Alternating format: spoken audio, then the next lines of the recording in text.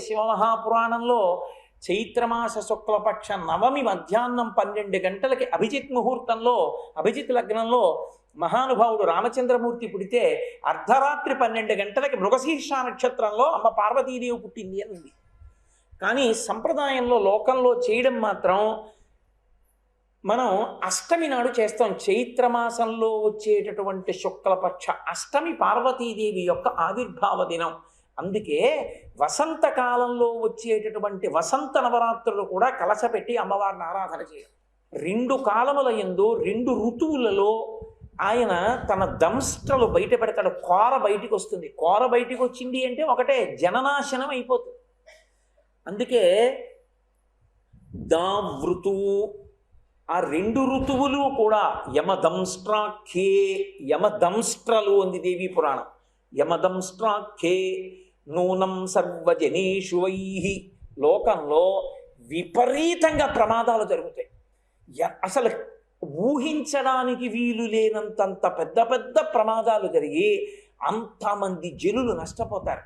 ఇప్పుడు శారదా నవరాత్రుల ప్రారంభంలో ఈ 9 రోజులు, అలాగే వసంత ఋతువులో చైత్రమాసం ప్రారంభమైనటువంటి మొదటి 9 రోజులు యమధర్మరాజు గారి దంస్ట్ర పైకొచ్చిన కారణంగా ఆయన లోకంలో ఉండేటటువంటి జనులందరినీ పడగొడతాడు. అందుకే వసంత శారదావేవా జననాశా కరావుభౌ జనులను నశింపచేస్తాయి ఈ 2 ఋతువులలో వచ్చేటటువంటి మొదటి 9 రోజులు.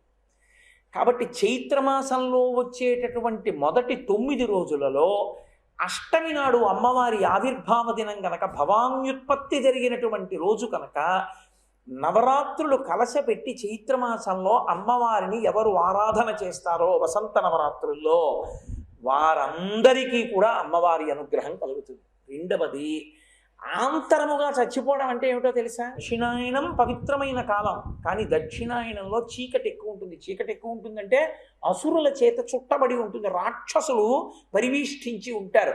ఎందుకు పరివేష్టించి ఉంటారు? వీడెందుకు పుణ్యం చేసుకుని బాగుపడిపోవాలి? అందులో బాగుపడిన ఎవరు వాళ్ళు? వసంతకాలం దగ్గరికి వచ్చేటప్పటికీ భోగకారకం. ప్రతి వాడికి కూడా దృష్టి భోగానుభవం మీద ఉంటుంది. కారణం వసంతకాలము అన్న మాటలోనే ఉంది. చైత్ర శ్రీమాన్ ఇయం మాస పుణ్య పుష్పితకానన యవ్వరాజ్యాయ రామస్య సర్వం మే ఉపకల్ప్యతాం. వసంత ఋతువైన కారణం చేత భోగకారకం. భోగముల యందు అనురక్తి కలుగుతుంది. కానీ అది నైమిత్తిక కాలం. అప్పుడే యమదంస్ట్రపైకి వస్తుంది.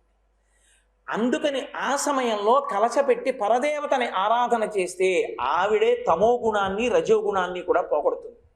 తమో గుణాన్ని పోగొట్టేది శారదా నవరాత్రుల్లో పోగొడుతుంది. అందుకే మహిషాసుర మర్దనం. రజోగుణాన్ని పోగొట్టేది వసంత నవరాత్రుల్లో పోగొడుతుంది. సీతాస్వరూపంగా రావణ సంహారానికి కారణమైంది. కాబట్టి ఆ తల్లి తమోగుణ రజోగుణ భేదనం చేసి సత్వగుణం వైపు నడిపిస్తుంది. యమదంస్ట్ర నుండి కాపాడుతుంది. అందుకని వసంత నవరాత్రుల్లో ప్రత్యేకించి చైత్రమాసంలో వచ్చేటటువంటి అష్టమి తిథి నాడు సువాసిని పూజ తప్పకుండా చేయాలి. మనం ఇక్కడ చేస్తున్నాం కదా సువాసిని పూజ. సువాసిని పూజ అమ్మవారి నామాలతో కాదు, సువాసిని పూజ సువాసిని నామములతో. సువాసిని పూజలో సువాసిని నామములు ఉంటాయి. అమ్మవారి యందు నామములు ఎలా అన్వయమవుతాయో సువాసిని యందు అలా అన్వయమవుతాయి. మీరు శివమహాపురాణం చదివితే పార్వతీదేవిగా పరదేవత జన్మించాలంటే సువాసిని పూజలే చేసింది మేనకాదేవి. ఆవిడ సువాసినిగా వెంటనే పూజలు అందుకుంటుంది. సువాసిని పూజలో చాలా గొప్పదేది ఒక్కటే, జటాబంధనము. ఆ తల్లి యొక్క జడని పైకెత్తి పెట్టాలి.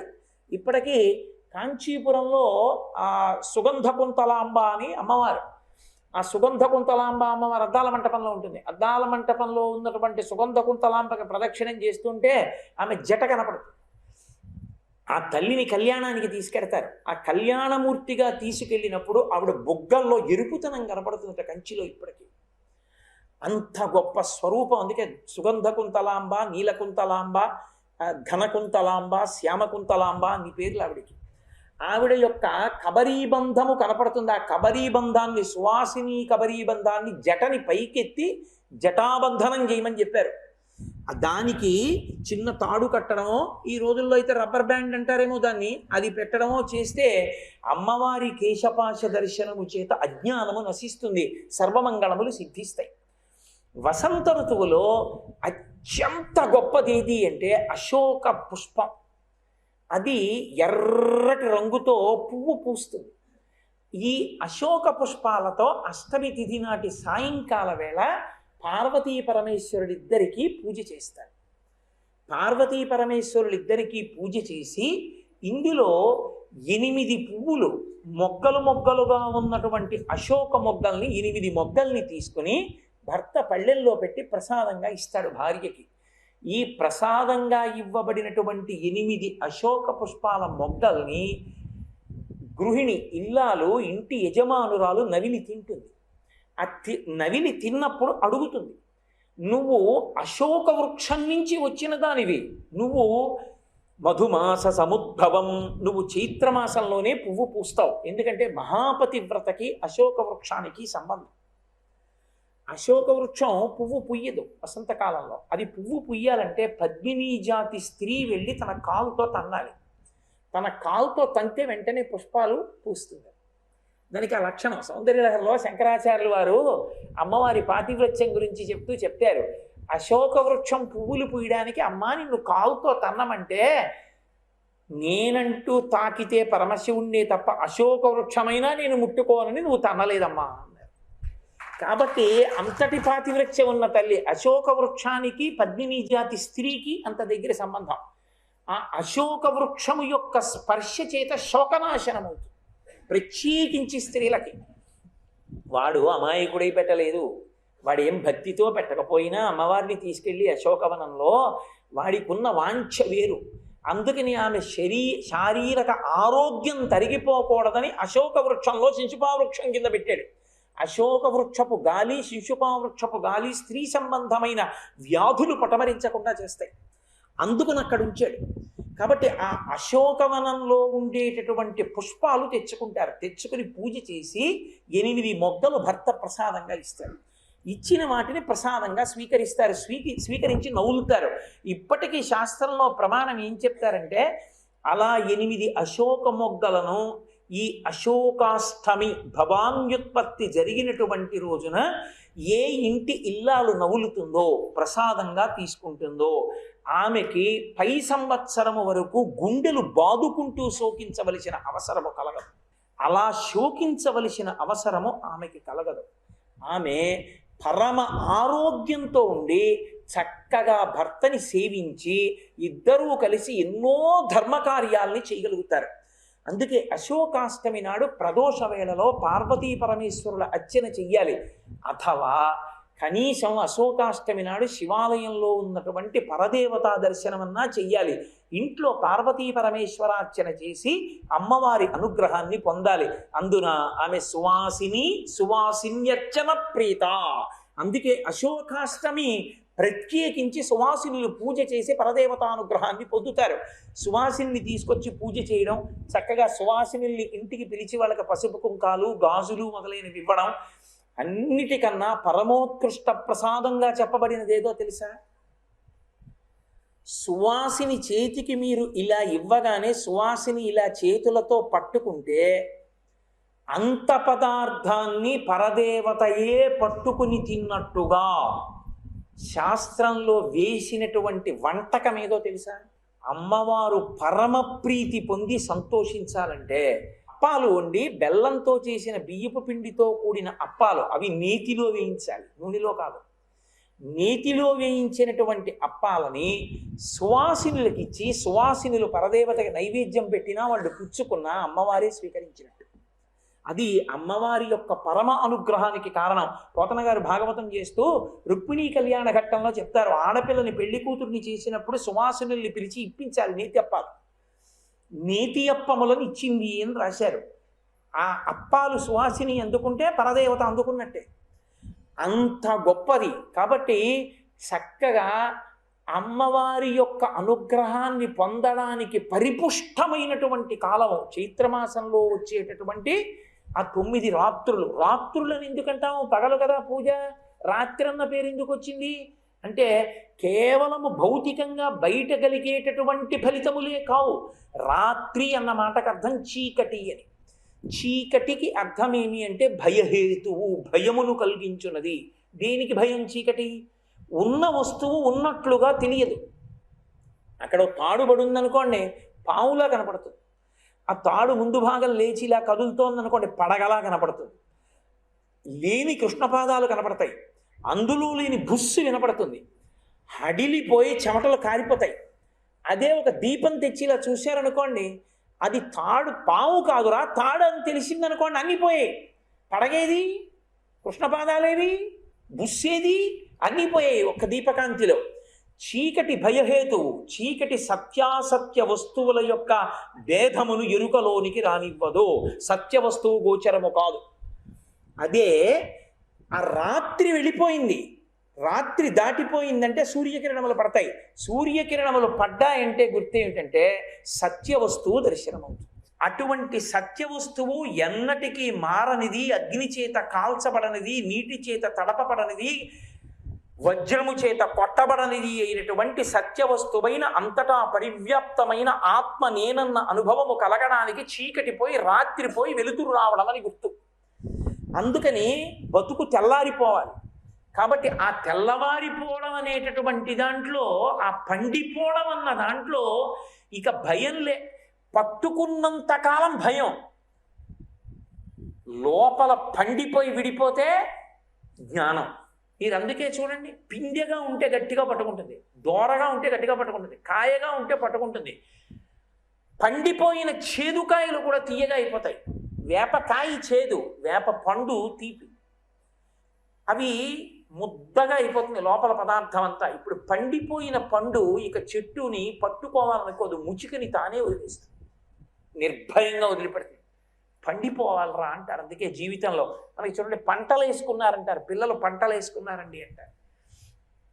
పరమపర సోపామపటము అని కైలాసపాలి ఆడతారు.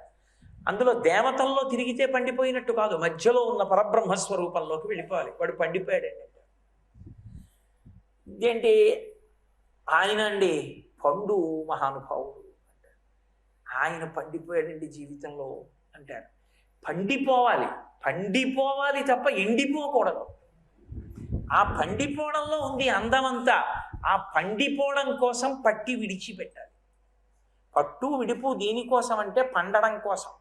ఒకప్పుడు పట్టుకోవలసింది పట్టుకోవాలి, ఒకప్పుడు విడవవలసింది విడిచిపెట్టేయాలి. ఒకప్పుడు నేను బ్రహ్మచారిని, ఆ బ్రహ్మచర్యాన్ని విడిచిపెట్టి గృహస్థాశ్రమాన్ని పట్టుకున్నాను. ఈ గృహస్థాశ్రమాన్ని విడిచిపెట్టి వానప్రస్థాన్ని పట్టుకోవాలి. వానప్రస్థాన్ని కూడా విడిచి ఏమో ఈశ్వరుడు అనుగ్రహిస్తే. కాబట్టి పట్టు విడుపు తెలిసి ఉండాలి. ఎప్పుడూ పట్టుకున్నవాడు పండలేడు, ఎప్పుడూ విడిచేవాడు పండలేడు. పట్టి విడవడంలో ఎప్పుడు పట్టాలో ఎప్పుడు విడవాలో తెలిసిన్నవాడు పండిపోతాడు. ఆ పండిపోవడం జీవితానికి పరమతాత్పర్యం. కాబట్టి ఈ పండడం అనేటటువంటిది జీవితంలో అనుభవంలోకి రావడం, రాత్రి పోవడం, చీకటి పోవడం, భయం పోవడం. అసలు నేను తప్ప లోకంలో ఇంకో వస్తువు లేదనుకోండి, దేనికి భయపడాలి? నేను తప్ప ఇంకొకటి లేదు, ఉన్నదంతా నేనే. అప్పుడు దేనికి భయపడ్డాం? అద్వైతం, రెండు కానిది. అందుకే అద్వైతం అన్నారు శంకర భగవత్పాదాచార్య స్వామి వారు. రెండు కానిది, ఉన్నది ఒక్కటే. ఒక్కటే అయినప్పుడు దేనికి భయం? ఇంకా ఆ ఆత్మ ఒక్కటే ఉన్నదంతే. అదిగో ఆ స్థితిని పొందడం, రాత్రి పోవడం. నవరాత్రులు చేస్తే ఏమవుతుందంటే 9 అంకె, 9 తర్వాత వచ్చేది సంఖ్య, 2 అంకెలతో వస్తుంది. 9 వరకు పెరుగుతూ వచ్చింది, 10 దగ్గరికి వెళ్ళేటప్పటికి ఏమైంది? 1 పక్కన 0 అయిపోయింది. ఏది ఇప్పుడు ఆ 9? పెరిగినదంతా ఏమైంది? 1 పక్కన 0 అయింది. 0గా ఉండిపోతే కాదు, 1 పక్కన 0 అయిపోయింది. ఆ ఒక్కటి ఈశ్వరుడు, తాను 0. ఆ 0 పూర్ణమద పూర్ణమిదం పూర్ణాత్ పూర్ణముదచ్యతే పూర్ణస్య పూర్ణమాదాయ పూర్ణమేవావశిష్యతే. దానికోసం నవరాత్రుడు 9 మీదే తిప్పుతారు. 9 పగళ్ళు అలరు, 9 రాత్రులు అంటారు. 10వ రోజు పగలు చూడాలి. అందుకే 10వ రోజు పగలు ఏం చేస్తారు? రథయాత్ర చెయ్యాలి. శారదా నవరాత్రులు చేశారనుకోండి, శారదా నవరాత్రులు చేస్తే 9వ రోజుతోటి పూర్తి చేయకూడదు. విజయదశమి నాడు దేవాలయంలో మీరు కానీ ఉత్సవం చేస్తే 10వ నాడు దేవాలయ ప్రాకారం చుట్టూ రథంలో తిరుగుతాడు పరమేశ్వరుడు. రథంలో తిరుగుతున్న పరమేశ్వరుణ్ణి చూసినంత మాత్రం చేత మోక్షానికి కారణం. పైన ఉన్న వైక్లభ్యం 10వ రోజు రథయాత్రలో దిద్దబడుతుంది. అందుకే ఏకాదశి నాడు ఎప్పుడూ రథయాత్ర చేస్తారు. ఏకాదశి అన్నం పెట్టరుగా, ఏకాదశి ఉపవాస తిథి, అన్నం పెట్టకూడదు. అందుకని ద్వాదశి నాడు అన్నం పెట్టాలి, పారణ తిథి కనుక. ఏకాదశి నాడు రథయాత్ర చేస్తారు, ద్వాదశి నాడు సంతర్పణ చేస్తారు. ఈశ్వర ప్రసాదాన్ని అరమరికలు లేకుండా అందరూ కలిసి పుచ్చుకుంటారు. ఇప్పుడు మనం కూడా అంతే, ఏకాదశి నాడు రథయాత్ర చేస్తాం దేవాలయం చుట్టూ, ద్వాదశి నాడు పారణ, అందరం కలిసి కూర్చుని పరదేవతా ప్రసాదాన్ని స్వీకరిస్తాం. అది విధానం, అది వేదప్రోక్తం, అది ఋషి కల్పం. అంతేకాని మన ఇష్టం వచ్చినట్టు మనం చేయడం కాదు. శాస్త్రం ఎలా చెప్పిందో అలా చెయ్యవలసి ఉంటుంది. మనం శాస్త్రము చేత కట్టుబడాలి. అందుకే తస్మాత్ శాస్త్రం ప్రమాణంతే కార్యాకార్య వ్యవస్థితము. కార్య అకార్యముల యందు శాస్త్రము ప్రమాణము తప్ప మన స్వంత బుద్ధులు ప్రమాణములు కానేరవు. కాబట్టి భవాన్యష్టమి అన్న పేరుతో అత్యద్భుతమైనటువంటి ఆ తిథిని నిర్వర్తించి పరదేవత యొక్క పరిపూర్ణమైనటువంటి అనుగ్రహాన్ని పొందుతారు. ఈ భవాన్యష్టమి దాటితో వచ్చేటటువంటి తిథి నవమి. నవమి మీకందరికీ తెలుసు, చైత్రమాస శుక్లపక్షంలో వచ్చేటటువంటి నవమికి శ్రీరామ నవమి. ఆ రోజున రామచంద్ర ప్రభువు ఆవిర్భవించారు. రామచంద్ర ప్రభువు ఆవిర్భవించినది శంకర భగవత్పాదాచార్య స్వామి వారు కూడా రామచంద్రమూర్తిలాగే. అందుకే 5 గ్రహాలు ఉచ్చస్థితిలో ఉండగా మిట్ట మధ్యాహ్నం వేళ మహానుభావుడు ఈ లోకంలో ఆవిర్భవించాడు. అందుకే ఆయన పుట్టినది సూర్యవంశం, పెట్టుకున్నది రామచంద్రమూర్తి అంటారు. రామచంద్రమూర్తి అన్న పేరు యథార్థంగా వశిష్ఠుడు పెట్టింది కాదు, రామ అని ఉంచాడు. మరి రామచంద్ర ఎక్కడి నుంచి వచ్చింది అంటే, రామచంద్ర ప్రభువు జన్మించిన తరువాత చంద్రుడు లేడు, ఎందుకని మిట్ట మధ్యాహ్నం పుట్టాడు. సూర్యుడు సహస్ర నేత్రములతో చూశాడు, అబ్బా ఇనకులతిలో కూడా పుట్టాడు మహానుభావుడని చూసుకున్నాడు, సంతోషపడిపోయాడు. నా వంశంలో పుట్టాడు, సూర్యవంశంలో పుట్టాడు. పొంగిపోయాడు సూర్యనారాయణమూర్తి. చీకటి పడింది, సూర్యాస్తమయమైంది, చంద్రుడు వచ్చాడు.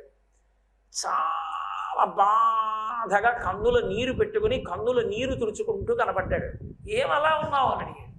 పుట్టినది మిట్ట మధ్యాహ్నం, పుట్టింది సూర్యవంశంలో, నా స్పర్శే ఉంది, నేనెందుకు పనికొచ్చానన్నాడు. బెంగ పెట్టుకోకు, నేను సూర్యవంశంలో పుట్టినా, నేను పగలు పుట్టినా, మధ్యాహ్నం పుట్టినా, నీ పేరు నా పేరుతో కలిపి శ్రీరామచంద్రమూర్తి అంటారు లోకమంతా అన్నాడు. అందుకే మనం అందరం రామచంద్రమూర్తి రామచంద్రమూర్తి అంటాం. పైనల్లో శత్రువుల్ని తపింపజేసినప్పుడు సూర్యుడు, భక్తులైనటువంటి వారి పట్ల చంద్రుడు. అమిత్రాణం భయకరో మిత్రాణం అభయంకర. అమిత్రులైన వారి పట్ల భయంకరుడు, మిత్రులైన వారి పట్ల అభయంకరుడు. అటువంటి రామచంద్రమూర్తి ఈ లోకంలో నరుడిగా జన్మించాడు. నరుడిగా వచ్చినటువంటి అవతారం ఒక్క దాంట్లోనే అసలు ఏ ప్రయోజనం ప్రధానంగా ఈ లోకంలోకి వచ్చాడో ఆ రాక్షస సంహారం తరువాత తన అవతార పరిసమాప్తి చెయ్యలేదు, ఒక్క రామావతారంలోనే. ఇందుచేత అసలు రావణ సంహారం అయిపోయిన తర్వాత అవతార పరిసమాప్తి చెయ్యొచ్చు, కానీ దశవర్ష సహస్రాణి దశవర్ష శతాని చ 11,000 సంవత్సరములు ఈ భూమి మీద ఉంటారన్నాడు. ఎందుకని? ఒక్కటే కారణం, రావణాసురుడు నరులను అధిక్షేపించాడు. అసలు బ్రహ్మగారిని వరం కోరుకునేటప్పుడు ఒక మాట అన్నాడు, తృణభూత హితామన్యే ప్రాణినో మనుషాదయ.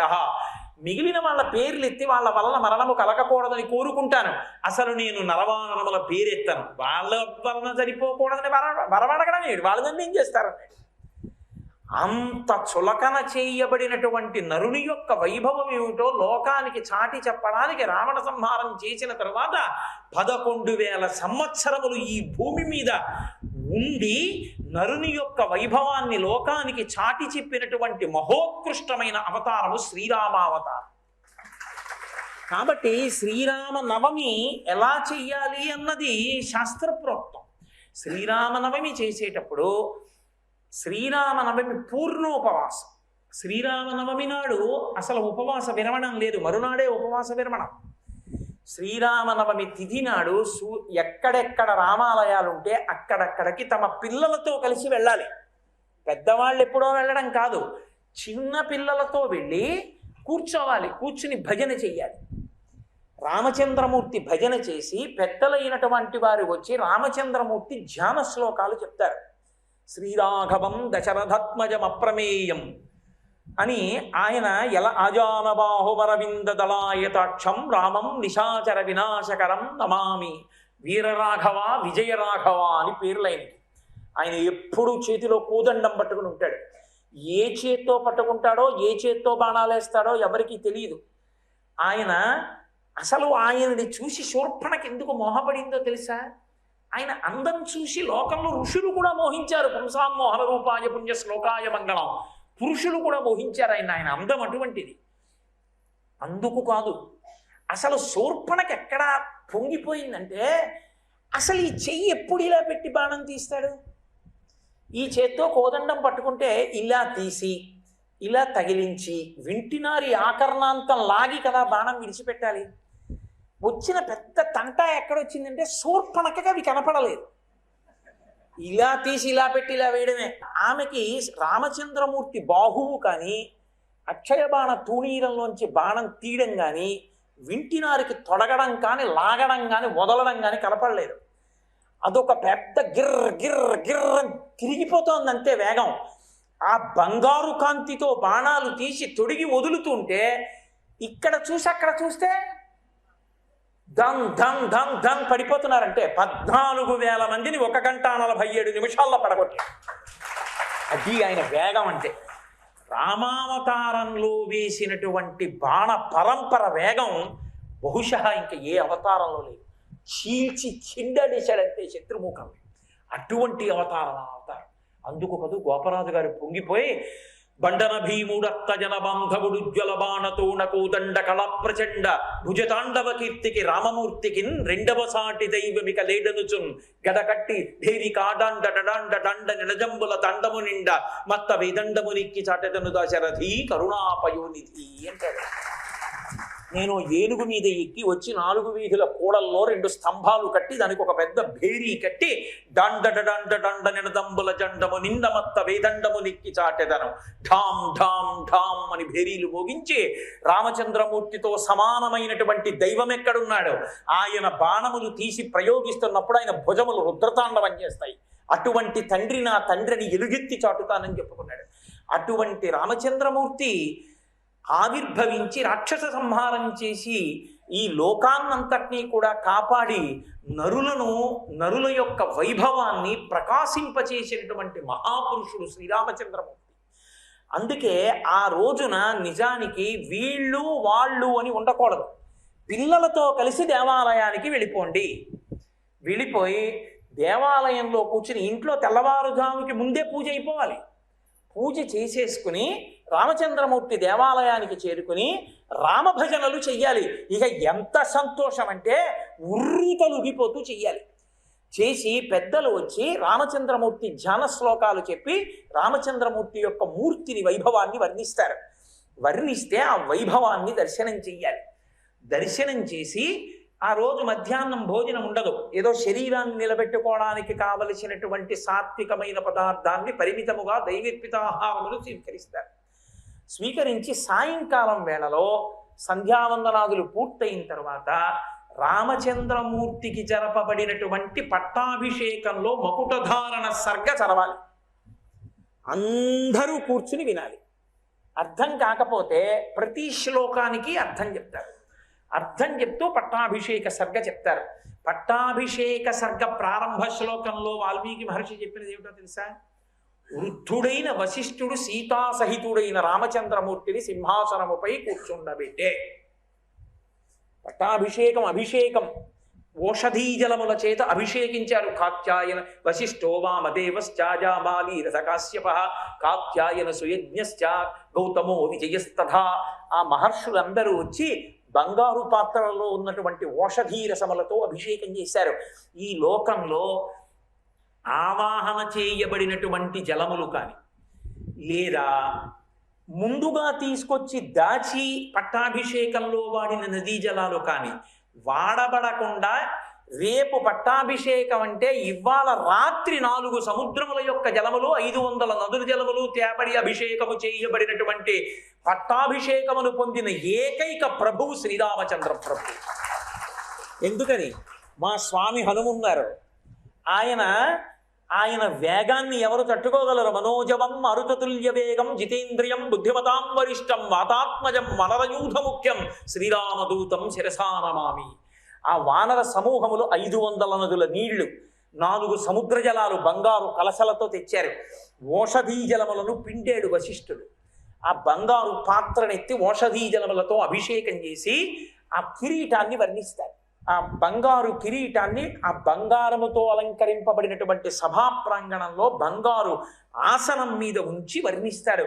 బ్రహ్మగారి చేత దత్తము చేయబడి స్వయంభో మనువు చేత మొట్టమొదట ధరింపబడి పరంపరాగతంగా వస్తున్నటువంటి ఆ కిరీటాన్ని ఎత్తి పట్టుకుని వశిష్ఠుడు రామచంద్రమూర్తి యొక్క తల మీద పెడతాడు. ఆయన కిరీటాన్ని పెట్టుకున్నప్పుడు పక్కన ఉన్నటువంటి సీతామహాలక్ష్మీదేవి కూడా ధరిస్తుంది.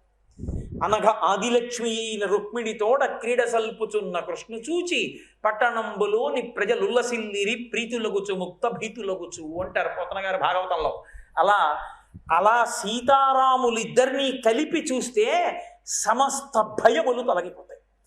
రాముడు కిరీటం పెట్టుకున్న సన్నివేశాన్ని కానీ విన్నట్టయితే శ్రీరామనవమి నాడు రామచంద్రమూర్తిని పరిపాలకుడిగా మీరు చూశారు. రామరాజ్యము అన్న మాటకు అర్థం ఏమిటో తెలుసా? రామరాజ్యం అండి అంటారు. రామరాజ్యం అని ఎందుకు పిలుస్తారో తెలుసా? రామరాజ్యమునందు రాజ్య పరిపాలన చేసినటువంటి ప్రభు అయిన రామచంద్రమూర్తి పరిపాలనలో తనదైన బుద్ధి చేత నిర్ణయము ఏ ఒక్క విషయములో చెయ్యలేదు. ఎప్పుడు పరిపాలనలో ఏ నిర్ణయం తీసుకోవలసి వచ్చినా శాస్త్రం ఏం చెప్పింది దాన్ని బట్టి చేశాడు. శాస్త్రమును అనుసరించి పరిపాలన జరిగితే లోకమంతా సుభిక్షంగా ఉంది. ఆ శాస్త్ర మర్యాద లోకంలో ప్రవర్తించాలి. పరిపాలకులందరి యందు శాస్త్రమునందు గౌరవం ఏర్పడాలి. యజ్ఞయాగాది క్రతువుల యందు విశ్వాసం ఏర్పడాలి. ప్రతి ఇంట రామో రామో రామః ఈ మాటలు తప్ప వేరొక మాట తెలియదు. ఇంటికి తాళాలు తెలియవు. పెద్దవాళ్ళు ఉండగా పిల్లలు మరణించడం తెలియదు. పిల్లలకి పెద్దలు ప్రేతకార్యం చెయ్యడం తద్దినం పెట్టడం అన్నడూ లేదు. అంటే రామరాజ్యం అంత గొప్పది ఎందుకయింది అంటే రాముడు శాస్త్రం ఒక్కటే పట్టుకున్నాడు. రాముడు నా బుద్ధికి ఇది తోచింది చేస్తున్నానని ఎన్నడం లేదు. శాస్త్రం ఇలా అంది కనుక నేను ఇలా చేస్తానన్నాడు. శాస్త్రాన్వయముతో జరిగిన పరిపాలనకు రామరాజ్యం అని పేరు. అదే రామరాజ్యం అనడానికి కారణం. అటువంటి రామచంద్రమూర్తిని పరిపాలకుడిగా కిరీటధారణతో చూడాలి. కిరీటధారణతో చూడాలి అంటే మకుటధారణ సర్గ చదువుకోవాలి. ఇప్పటికీ ద్రవిడ దేశం అంతటా కూడా కంబరామాయణం చదువుకుంటారు. మకుటధారణ సర్గ చదువుతారు శ్రీరామనవమి సాయంకాలం. చదివి భజన చేసి రామచంద్రమూర్తికి తులసిమాలలతో అలంకృతం చేసి అర్చన చేసి ఆ రాత్రి ఇంటికి వెళ్ళి మరునాడు ఉదయం మళ్ళీ అందరూ స్నానం చేసి ఇంట పునఃపూజ చేసుకుని మళ్ళీ రామాలయానికి రావాలి. మళ్ళీ రామాలయానికి వచ్చి ఎవరి శక్తి కొలది వారు శక్తి వంచన లేకుండా ద్రవ్యాన్ని సమీకరించి వానర సమూహములు రామచంద్రమూర్తి దగ్గర ఎలా సంతోషపడతాయో అలా ముందు రోజు పట్టాభిషేకం అయింది కాబట్టి మరునాడు దశమి నాడు అందరూ కలిసి కూర్చుని ప్రసాద స్వీకారం చేస్తారు, భోజనం చేస్తారు ఈశ్వర ప్రసాదంగా. అది శ్రీరామనవమి చేసేటటువంటి విధానం. ఇందులో సాయంకాలం ఊరిరిగింపు చేస్తారు. ఊరూరా వాడవాడ రామచంద్రమూర్తి పల్లకీ పట్టుకుని రామనామంతో తిరిగి వస్తారు. శాస్త్రము మీద అనురక్తి కలగాలి అంటే, ధర్మమునందు అనురక్తి కలగాలి అంటే, వేదమునందు అనురక్తి కలగాలి అంటే రామభక్తిని పొంది తీరాలి. అటువంటి రామచంద్రమూర్తి యందు భక్తి ఏర్పడము అంటే శాస్త్రమునందు భక్తి కలగడం. ఆయన పరిపాలకునిగా కూర్చోవాలి. రాముడు పరిపాలకుడుగా కూర్చోవడం అంటే త్రేతాయుగంలో నరుడిగా కాడు, విష్ణువు రాముడిగా వచ్చినటువంటి విష్ణువు పరిపాలకుడుగా రామచంద్రమూర్తిగా కూర్చోవాలి. రాముడు నరుడు కాడు, రాముడు విష్ణువని నిగ్గు తేల్చగలిగినటువంటి వ్యక్తి ఎవరు? రామాయణం మొత్తం మీద ఒక్కరే, సీతమ్మ. సీతమ్మ లేని నాడు రాముడెవరో తెలియదు లోకానికి. ఎందుకని? కేవల నరుడిగా జన్మించాడు, ఏమీ తెలియని ప్రాకృత బాలుడిగా తిరిగాడు. కృష్ణుడు అలా కాదు, వామనావతారం అలా కాదు, శ్రీ మహావిష్ణువుగా కనపడ్డారు. అందులో కృష్ణావతారం దగ్గరికి వచ్చేటప్పటికీ అయ్యబాబోయ్ చతుర్భుజుడై శంఖచక్ర గదా పద్మములతో పట్టుపీతాంబరం కట్టుకుని అసలు వనమాలతో కౌస్తుభరత్నంతో ఆ పసిడి మొలతాడుతో ఆయన కనపడినటువంటి విధానానికి ఈయన నా కొడుకా అని నందుడు పొంగిపోయాడంతే. దాన్ని వర్ణిస్తూ పోతన గారు అంటారు, జలధర దేహు నాజాను చతుర్బాహు సరసీరు హక్షు విశాలవక్షు జారు గదా శంఖ చక్ర పద్మ విలాసు కంఠ కౌస్తుభమణి కాంతిభాను కమనీయ కటిసూత్ర కంకణ కేయూర శ్రీవత్సలంచనంచిత విహారు మరుకుండల ప్రభాయుత కుంతల లలాటు వైఢూర్య మణిగణ వరకిరీటు బాలు పూర్ణిందు రుచిదాలు భక్త లోకపాలు సుగుణాలవాలు కృపావిశాలు చూచి పులకించి తిలకించి చోద్యమంది ఉబ్బి చెలరేగి వసుదేవుడు ఉత్సహించి. ఆ వసుదేవుడు అంతా పొంగిపోయాడు ఆ కృష్ణ స్వరూపాన్ని చూసి. రాముడు అలా కాదు, ప్రాకృత మనుష్యుడిగా జన్మించాడు. అలా నరుడిగా వస్తే కానీ రావణ సంహారం జరగదు. కానీ నరుడుగా వచ్చిన రాముడి విష్ణు ఎవరు నిరూపించింది? సీతమ్మ. ఎందుకని? ఆయన నరుడు 12 నెలలు కౌసల్యాగర్భవాసం చేసి వచ్చాడు. సీతమ్మ అధమే కృషసక్షేత్రం లంగలా దుద్ధితామయ అని చెప్పాడు జనకుడు. నేను భూమిని యజ్ఞం కోసం దున్నుతూ ఉంటే ఆమె పైకి లేచిందని చెప్పాడు. దొరికింది కాదు, వందసాల పద్మావతీదేవిలా పైకి లేచింది ఆవిడ. పైకి లేచి ఆ తల్లి తనకి తాను పేరు పెట్టుకుంది. సీతానాం నేతి విశ్రుత అని చెప్పాడు. సీత అని పేరు ఆవిడే పెట్టుకుంది. ఈమె నాకేమవుతుంది అని చూస్తున్నాడు. అశరీరవాణి పైనుంచి పలికింది, ధర్మేణ తనయా తవా, ఓ జనక ధర్మము చేత ఈమె నీకే కుమార్తె, అందుకని జానకి అయింది. ఇప్పుడు అనుమానం వచ్చింది జనకుడికి, ఈమె నరకాంత కాదు, ఒక స్త్రీ గర్భము నుండి రాలేదు కాబట్టి ఈమెకి భర్త ఎవరు? ఆమె చెప్పాలి. ఆమె చెప్పలేదు. నేనెవరిని వరుణ్ణి చూడ్డానికి? అయోనిజయైన తల్లి, తనంత తాను పైకి లేచిన తల్లి, పరదేవతా స్వరూపం. ఇప్పుడు ఆ తల్లి మాయాశక్తి అయితే మాయను నియమించగలిగిన వాడు, ధరించగలిగిన వాడు, భరించగలిగిన వాడు, వహించగలిగిన వాడు, శాసించగలిగిన వాడు పరబ్రహ్మం ఒక్కడే. ఈమె పుట్టింది కాబట్టి ఆయన పుట్టాడు. ఎక్కడ పుట్టాడో నాకు ఎలా తెలుస్తుంది? అందుకని ఈమె వీర్యశుల్క. ఎవరు శివధనస్సు ఎక్కువ పెడతారో వాళ్ళకి ఇస్తానన్నాడు. శివధనస్సు ఒకటి, విష్ణుధనస్సు ఒకటి కాదు, పరబ్రహ్మము యొక్క ధనస్సు, దాన్ని ఎక్కువ పెట్టినవాడు పరబ్రహ్మం. అందుకొచ్చాడు రామచంద్రమూర్తి. అందుకే మొదట రాముణ్ణి చూసినప్పుడు జనకుడు తూలనాడాడు. పగతిర్మానుషానంచ ధనుషస్య ప్రపూరణే ఆరోపణే సమాయోగే వేపనే తొలనేపివా అన్నాడు. ఆ మనుష్యుడు ధనస్సు ఎక్కువ పెడతాడా? ఆ వింటి నారి కింద విప్పాలి, విప్పి ఆ ధనస్సు పైన వేసి వంచాలి, ముడి వెయ్యాలి. ముడి వేసి అప్పుడు టంకారం చేసి బాణాన్ని సంధించాలి. ఒక మనుష్యుడి పిల్లాడు ఎత్తుతాడా? కాబట్టి నమ్మకం లేదు జనకుడికి. కానీ రాముడు అక్కడికి వెళ్ళి చూసి గురువుగారిని అడిగాడు. అది మర్యాద. గురువుగారి వంక చూసి, భగవన్ దీన్ని ముట్టుకోమంటారా అన్నాడు. శుభం భూయా, ముట్టుకోరా. అసలు అందుకే గారు తీసుకొచ్చాను. పైకి అనడు విశ్వామిత్రుడు. ఎందుకని? దానికి రహస్యం ఉంది మళ్ళీ, అందుకే చెప్పడం. ఇప్పుడు ఆయన ఏం చేశాడు? ధనస్సు తటాలను పైకెత్తి వింటినారి విప్పి పైకి తొడిగి ఉంచాడు. విరిగిపోయింది, ధనుర్భంగం అయిపోయింది. ఇప్పుడు ఎవరు లేరు. ఆ చప్పుడికి అందరూ స్పృహ తప్పిపోయారు. ఒక్క రాముడు, లక్ష్మణుడు, విశ్వామిత్రుడు, జనకుడు, నలుగురే ఉన్నారు తెలుగులో. ఇది చూశాడు జనకుడు. అత్యద్భుతం అతించ అతర్కితమిదం వియా అన్నాడు. అత్యద్భుతం. అద్భుతం అంటే పరమాత్మ. ఆత్మకి పర్యాయపదం అద్భుతం. ఓ, నేను పరమాత్మ ఎక్కడో పుట్టాడనుకున్నాను, ఈ పిల్లాడేనమాట. ఇది ఆయన సంతోషం.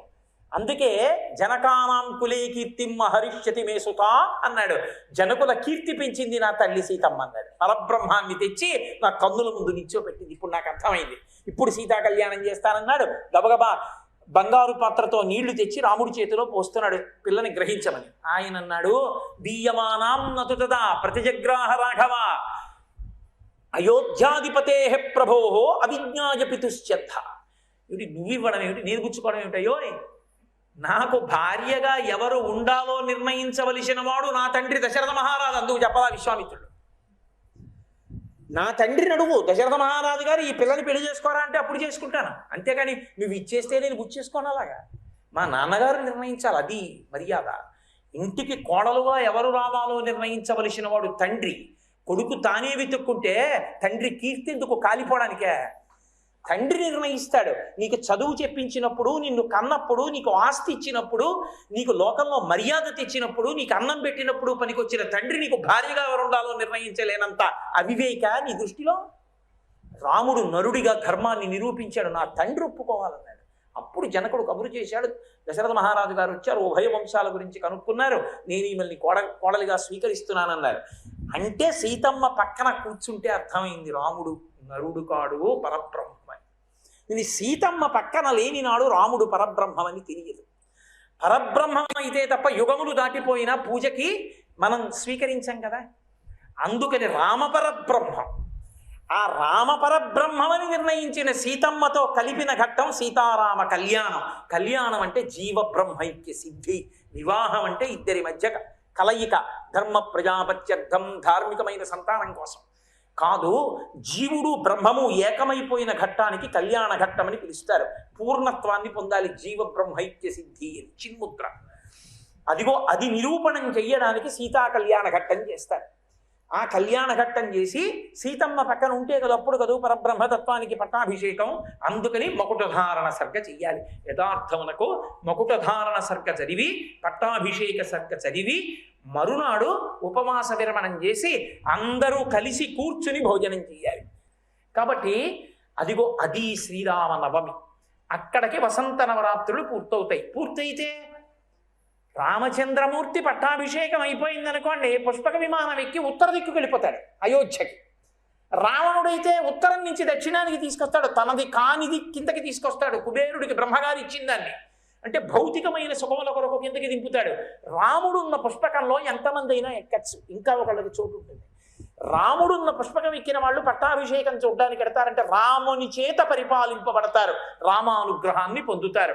కాబట్టి వసంత నవరాత్రులు చేస్తే వచ్చే భాగ్యం ఏంటంటే మనందరం కూడా సీతారామచంద్ర ప్రభువు యొక్క అనుగ్రహాన్ని పొంది ఆ యమదంస్ట్రని వెనక్కి తోసి అందరం సుఖ సంతోషాలతో ఉంటాం. కాబట్టి శ్రీరామనవమి ఇలా చెయ్యండి అని మనకి శాస్త్ర ప్రోక్తం.